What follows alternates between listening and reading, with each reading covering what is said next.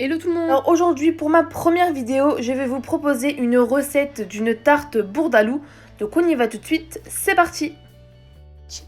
Alors on commence par mettre les deux sucres avec une pincée de sel, puis l'œuf, et on va venir mixer tout ça avec un fouet électrique jusqu'à ce que le mélange devienne bien mousseux.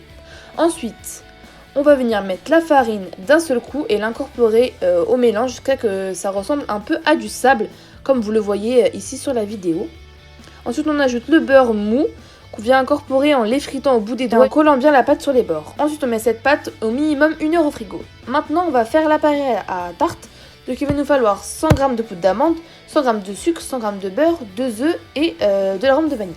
Donc, on va mettre la poudre d'amande, le sucre et le beurre, un petit peu fondu, mais pas trop.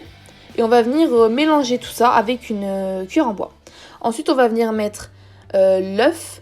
Donc un œuf, on mélange, l'autre œuf, on mélange. Il faut bien mélanger entre chaque ajout de l'œuf. Ensuite, on met l'arôme de vanille et si vous voulez, vous pouvez mettre aussi un petit peu de fleur d'oranger.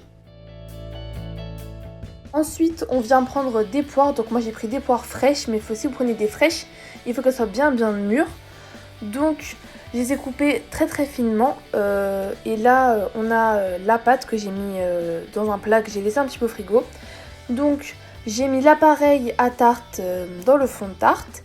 Puis maintenant, je vais mettre les poires que j'ai coupées bien sûr, attention très très finement, vraiment qu'elles soient fines pour pas que ce soit croquant après cuisson. Donc voilà ce que ça donne. Donc maintenant, on va mettre ça au four à 180 degrés pendant 30 à 35 minutes.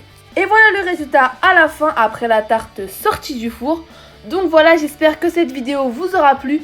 Surtout, n'hésitez pas à vous abonner à ma chaîne, à mettre un petit pouce bleu et n'hésitez pas à me donner votre avis en commentaire sur cette recette. Et moi, je vous dis à la prochaine pour une nouvelle vidéo.